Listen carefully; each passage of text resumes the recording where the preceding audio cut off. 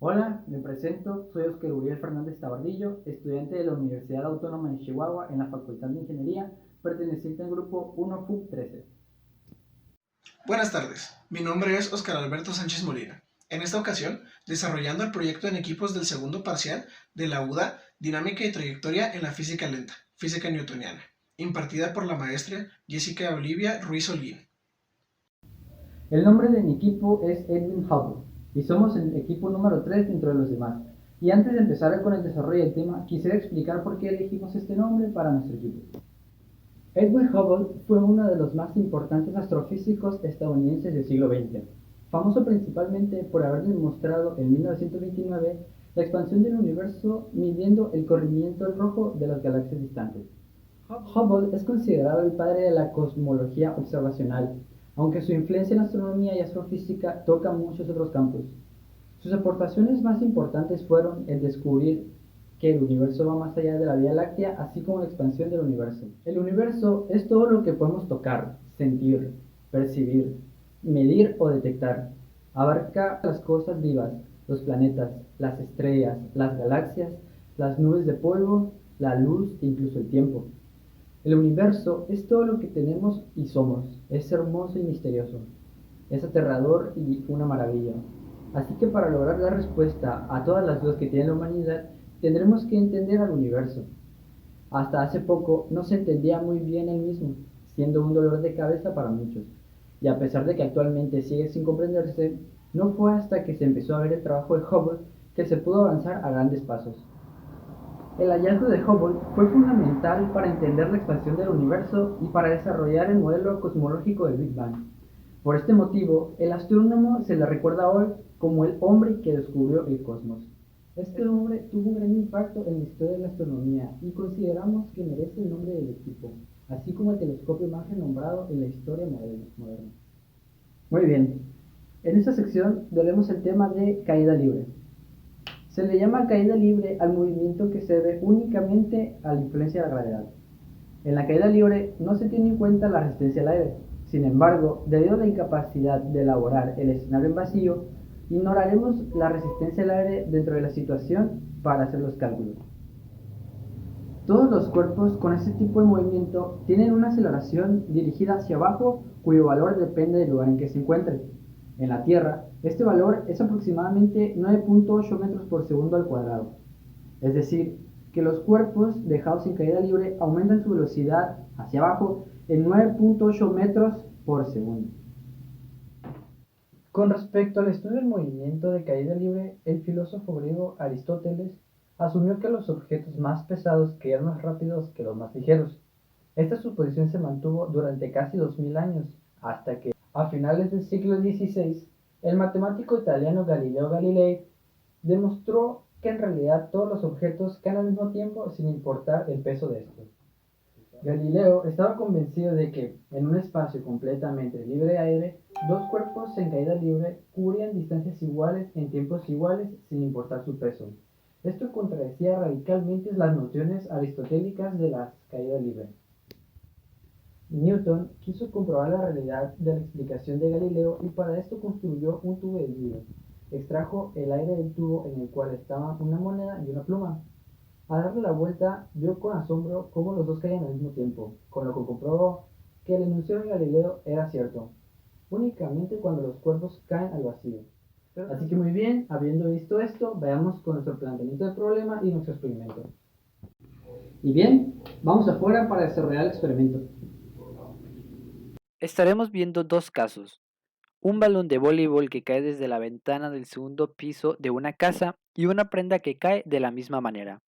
Es importante mencionar que la altura de la ventana fue medida dando como resultado 3.68 metros y que los objetos caen de la misma posición siempre. Perfecto, ahora nos pasaremos a la pizarra para desarrollar nuestras situaciones. Y bien, ya estamos aquí en la pizarra para poder desarrollar lo que vendría a ser el experimento. El planteamiento es el siguiente. En el primer caso, se deja caer una pelota de voleibol desde la ventana del segundo piso de una casa, con una altura de 3.68 metros. Esta cae libremente a partir del reposo como se muestra en el video. Y tenemos que calcular el tiempo en que tarda en caer al suelo y la velocidad con la que impacta. Primeramente, estas son las fórmulas que tenemos para este tema. Son las fórmulas que desarrolló Newton en su momento. Y están muy sencillas, nada más tenemos que sustituir los valores que vamos a declarar a continuación. Ya sabemos que y es la posición, g es la gravedad, t es el tiempo y la v es la velocidad, dependiendo de dónde esté. Sabemos que la gravedad es 9.8 metros sobre segundo al cuadrado. Utilizaremos ese dato, entonces lo anotamos aquí a la izquierda, junto con la posición inicial, que ya nos lo dice el planteamiento del problema, que son 3.68 metros. Sabemos que la velocidad inicial son 0 metros sobre segundos, porque el balón se deja caer desde el reposo, entonces en el reposo no tiene velocidad. Y que a partir de estos datos podemos desarrollar las fórmulas. Bien, vamos a desarrollar la primera fórmula, que vendría a ser la de posición. Tenemos que y es igual a menos un medio de la gravedad por el tiempo al cuadrado más velocidad inicial por el tiempo más la posición inicial. Sustituimos nuestros valores, vendría quedando como menos un medio de 9.8, que es la gravedad, por el tiempo al cuadrado más 0, que vendría a ser nuestra velocidad inicial, por el tiempo más la posición inicial que declaramos arriba, que es 3.68 metros. Perfecto, entonces hacemos las operaciones necesarias y queda que y es igual a menos 4.9. Esto es el resultado de un medio por 9.8 aplicando el signo negativo, menos 4.9 por el tiempo al cuadrado, más 3.68, ya que 0 por tiempo es igual a 0 y eso lo omitimos. Muy bien, aquí nos queda nuestra primera ecuación. Ahora vamos a sustituir la segunda, que sería la siguiente. Velocidad en y es igual a menos gravedad por tiempo más velocidad inicial. Sustituimos los valores, esto queda como menos 9.8 por el tiempo más 0, porque ya vimos que la velocidad inicial es 0. Hacemos las operaciones y queda que velocidad en y es igual a menos 9.8 por el tiempo. Muy bien, esta es nuestra segunda ecuación y a partir de aquí ya podemos empezar a desarrollar lo que vendría a ser los resultados. Es muy sencillo también, por ejemplo, para calcular el tiempo en el que tarda el balón en caer al suelo, nada más tenemos que poner atención que lo que nos dice el problema. Dice que va a caer al suelo, entonces la posición a la que va a estar el balón, a la que queremos llegar, va a ser 0. Entonces, podemos sustituir este valor de 0 de la posición dentro de la primera ecuación que teníamos, que nos queda de esta manera. 0, que es el valor donde va a estar el balón, es igual a menos 4.9 por el tiempo de caída, que ojo que el tiempo acá lo podemos nombrar como tiempo de caída, menos 4.9 por el tiempo de caída al cuadrado, más 3.68. Acá podemos pasar el tiempo de caída del lado izquierdo de la igualdad para quitarle el signo negativo y además para despejarlo, vaya. Entonces nos queda que 4.9 por el tiempo de caída al cuadrado es igual a 3.68. Tenemos que quitar de ahí el cuadrado que está acompañando el tiempo de caída y el 4.9. Entonces esto pasa como, primero quitamos el 4.9 dividiendo, si está multiplicando pasa dividiendo el otro lado, sería 3.68 entre 4.9. Y para sacar el cuadrado nada más tenemos que aplicar la raíz cuadrada del otro lado de igualdad a toda la división. Entonces queda que el tiempo de caída es igual a la raíz cuadrada de 3.68 entre 4.9. Hacemos nuestros procedimientos, nuestros cálculos y esto da un resultado de 0.86 segundos. ¿Qué nos quiere decir eso? Que el tiempo de caída, es decir, el tiempo que va a tardar el balón en llegar al suelo, es 0.86 segundos, un poquito menos de un segundo. Y ojo que aquí ya tenemos el tiempo. Podemos poner el resultado ahí arriba y aquí ya tenemos el tiempo. Porque también nos pide la velocidad con la que impacta. Entonces, viendo nuestra segunda ecuación, vemos que la única variable que nos falta para saber la velocidad es el tiempo. Y el tiempo ya lo sacamos anteriormente. Entonces podemos sustituir los valores para dar el resultado de la segunda pregunta. Anotamos, velocidad en y es igual a menos 9.8 por el tiempo, que en este caso sería 8.86, que es el tiempo que tarda en llegar al suelo, se multiplica y nos da como resultado que la velocidad es igual a menos 8.49492 metros sobre segundo. Esta es la velocidad con la que el balón llega al suelo, pero ojo que tenemos un signo negativo en el resultado. Hablando de física, estamos tratando el tema de vectores. Entonces, ese signo negativo nos indica que la velocidad va hacia abajo y tiene sentido porque el balón lo dejamos caer libremente hacia abajo, hacia el suelo. Entonces, ya resolvimos las dos problemáticas, que era el tiempo que tarda en caer al suelo. Entonces sabemos que el tiempo que tarda en caer al suelo es 0.86 segundos. Y también la velocidad con la que impacta, que vendría a ser menos 8.49 metros sobre segundos. Y ahora sí, vamos con el segundo problema. En el segundo caso, se deja caer una prenda desde la ventana del segundo piso de una casa con una altura de 3.68 metros. Es la misma situación. Esta cae libremente a partir del reposo como la anterior situación, como se muestra en el video. Y en este caso queremos calcular la velocidad y posición después de medio segundo de caída. Muy bien, hacemos lo mismo que en el problema anterior. Tenemos nuestras fórmulas del lado derecho, son las mismas, y nuestros datos del lado izquierdo, que como es prácticamente el mismo escenario, pues no cambia, ¿no? La gravedad 9.8 metros sobre segundo al cuadrado, nos encontramos en la Tierra. La posición inicial 3.68 metros, velocidad inicial 0 metros sobre segundos, y a partir de acá podemos empezar a desarrollar nuestras fórmulas. Agarramos nuestra primera fórmula y sustituimos los valores. Tenemos que y es igual a menos 4.9 tiempo al cuadrado.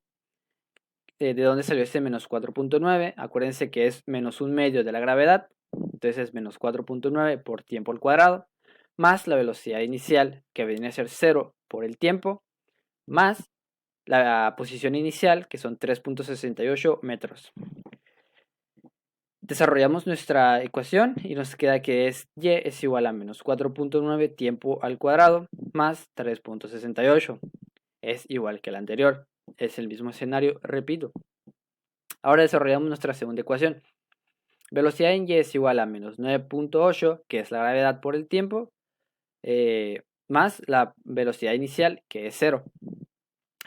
Desarrollamos y queda que la velocidad en y es igual a menos 9.8 por el tiempo. Bien, aquí estamos otra vez en el punto donde ya podemos empezar a desarrollar nuestros resultados. Así que vamos a empezar. En este problema tenemos que calcular la velocidad y posición después de medio segundo de caída. Recordemos que en el anterior ejercicio teníamos que Recordemos que en el anterior ejercicio nuestra incógnita era saber cuánto tiempo tardaba en llegar al suelo, pero aquí ya nos están dando un tiempo, medio segundo de caída. Eso nos simplifica mucho el proceso. Ahorita vamos a ver por qué.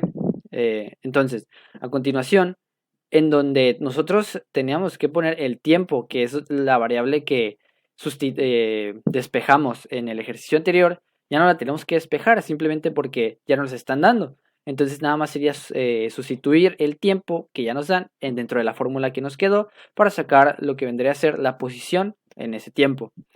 Entonces desarrollamos y queda que y es igual a menos 4.9 por el tiempo, que el tiempo nos los están dando, es medio segundo de caída, 0.5 al cuadrado más 3.68.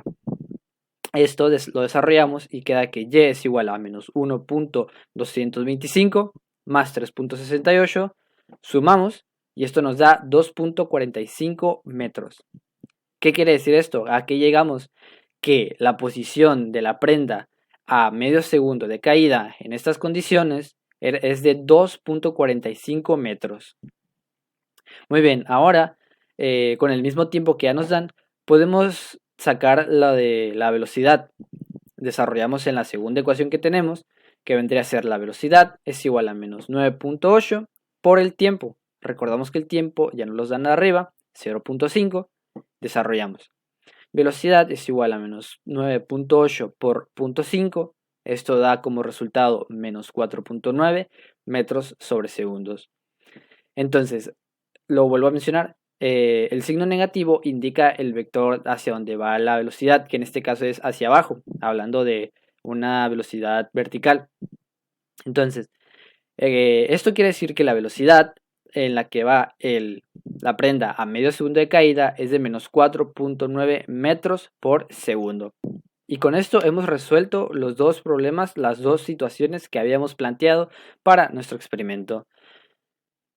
Y ya por último, a modo de conclusión, puedo decir que la caída libre, estos temas de Newton, Galileo, a través de la historia, han servido durante mucho tiempo en distintas situaciones, como lo puede ser en situaciones de la vida cotidiana. Un ejemplo simplemente con una pelota, con una prenda que pudimos saber su posición, su tiempo al caer, a como situaciones aplicadas, experimentadas en laboratorios y en distintos tipos de lugares. Y ojo, que a pesar de que en esta situación, en este experimento, lo hicimos con la resistencia al aire, es decir, no pudimos representar la situación de estar en el vacío, si comparamos los dos objetos que caen en la misma situación, obviamente uno va a caer primero que el otro por este factor, la resistencia al aire. Como lo mencionas al principio, para hacer nuestras operaciones no lo tomamos en cuenta, pero sí podemos hacer una comparación en esta última parte, como si de un lado la pelota estuviera bajo el efecto de la gravedad de la Tierra y del otro estuviera bajo el efecto de otro tipo de gravedad. Esto asumiendo o comparándolo como si estuviera en el vacío, en esta situación en el vacío. Bueno, esto fue todo por mi parte, muchas gracias y nos vemos en una próxima. En esta sección revisaremos el tema de movimiento circular uniforme, realizando un breve experimento y los cálculos posteriores. ¿Qué es el movimiento circular uniforme? El movimiento circular uniforme, o MCU, es el movimiento que describe una partícula que da vueltas sobre un eje estando siempre a la misma distancia del mismo, desplazándose a una velocidad constante. Ejemplos de esto lo podemos ver en el movimiento de la Luna al girar alrededor de la Tierra, en las ruedas de un automóvil o una bicicleta, en las manecillas del reloj o en atracciones como las que son las ruedas de la fortuna, entre otros. Los materiales que se utilizarán para la realización de este experimento son una pelota de esponja, una manzana,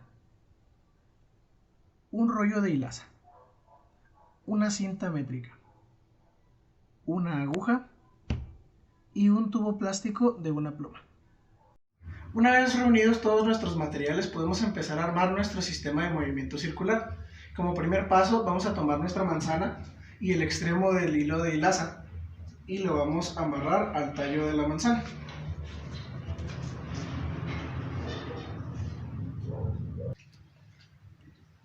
Una vez teniendo la hilaza anudada al tallo de la manzana, podemos tomar el otro extremo, lo pasaremos por una aguja y la aguja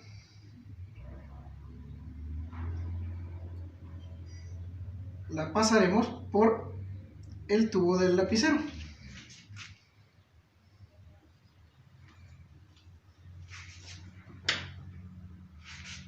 Como paso final, tomaremos la aguja y la introduciremos en la bola de esponja. Y tenemos listo nuestro sistema inicial. Previamente, antes de realizar el experimento, tomamos 3 medidas del extremo que está sujeto a la pelota a 14.5 centímetros, a 25 centímetros y a 34.5 centímetros. Para comenzar con nuestro experimento, tomaremos como base la medida de 14.5 centímetros de radio.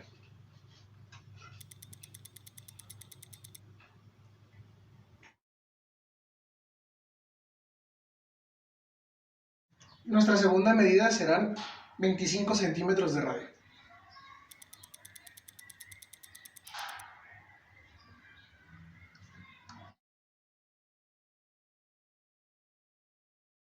Nuestra última medida serán 34.5 centímetros de radio.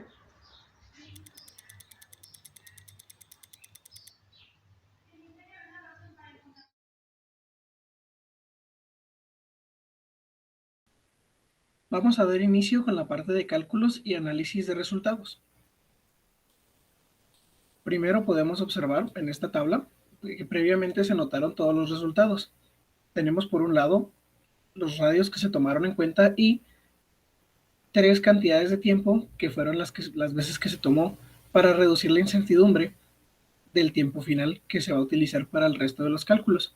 También tenemos la masa de la manzana y la masa de la pelota y el promedio final, que es el que utilizaremos para la resolución de los cálculos. A continuación tenemos una tabla donde están todos los valores listos. Tenemos la masa de la pelota, los radios que vamos a tomar en cuenta, los tiempos. Por la parte de arriba podemos ver las fórmulas que utilizamos en las clases para desarrollar este tema. Y a continuación pasaremos a las pestañas de Paint a resolverlos. Como primer punto a tomar en cuenta tenemos la frecuencia. La frecuencia se obtiene al dividir el número de vueltas sobre el tiempo que tardó. En este caso tenemos frecuencia 1, que nos dio 10 vueltas para los tres casos, sobre un tiempo de 2.56 segundos. Lo que nos da una frecuencia de 3.90. Una frecuencia 2 de 10 vueltas sobre 3.12 segundos, lo que nos da una frecuencia de 3.20. Y una tercera frecuencia de 10 vueltas sobre 3.51 segundos, lo que nos da una frecuencia de 2.84. Estas serían nuestras tres frecuencias y podemos verlas anotadas aquí. Como siguiente punto veremos la velocidad angular, que se obtiene al multiplicar 2 veces pi por la frecuencia. En este caso tenemos nuestra primera, que serían 2pi, que multiplica a 3.90, que es la frecuencia del primero, lo que nos da una velocidad angular de 24.50 radianes sobre segundo. Nuestra segunda velocidad angular sería representada por 2pi, que multiplica a 3.20, que es la frecuencia de nuestra segunda medida, lo que nos da una velocidad angular de 20.10 radianes sobre segundo. Como tercera velocidad angular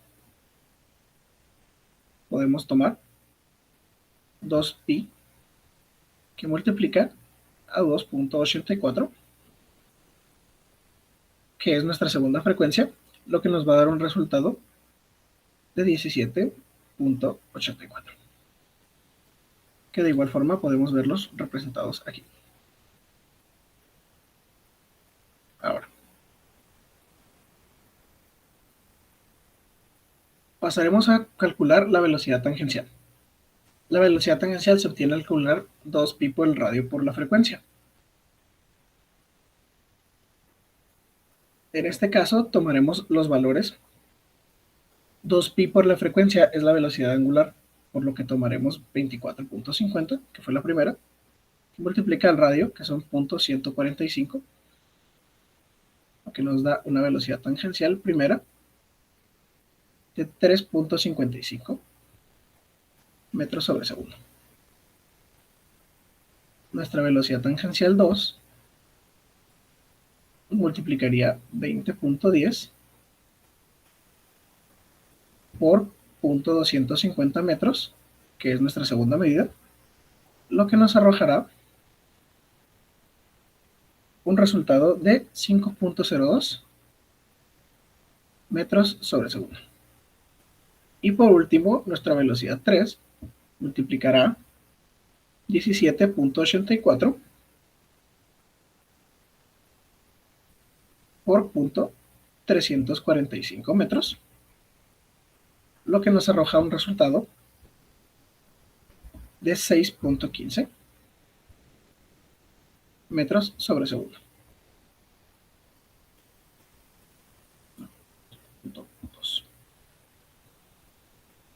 y aquí podemos verlos representados. Nuestro siguiente punto será aceleración centrípeta, que se obtiene al dividir la velocidad tangencial al cuadrado sobre el radio. Ya tenemos nuestra primera, son 3.55 al cuadrado sobre 0.145. Nos da un resultado de 86.91 metros sobre segundo al cuadrado. Nuestra segunda serían 5.02 al cuadrado sobre 0.250, lo que nos da un resultado de 100.80.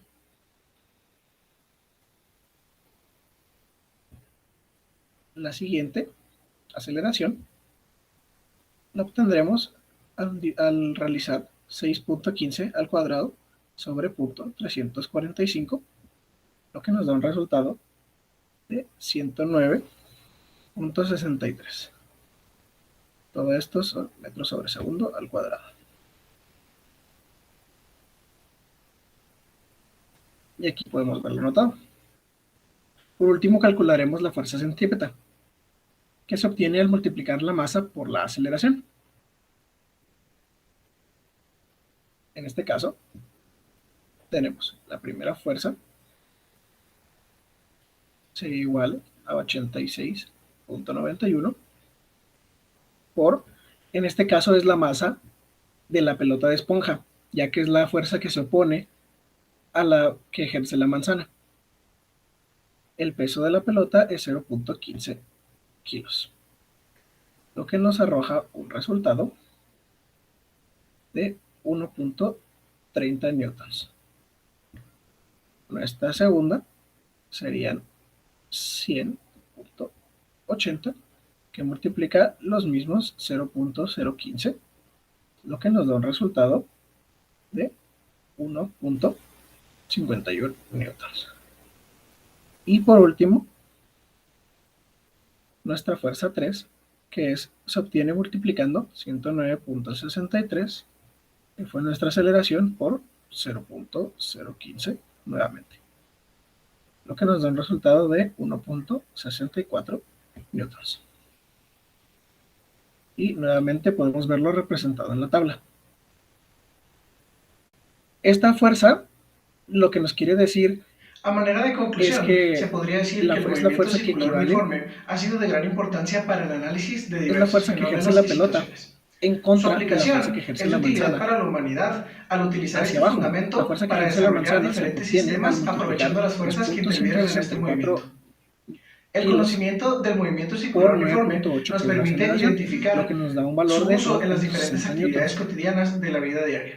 que no Por es muy nuestra distante parte a es los valores todo. que nos dio Gracias la por su fuerza centrípeta. atención y ver el video hasta el final. Nos vemos en una próxima entrega.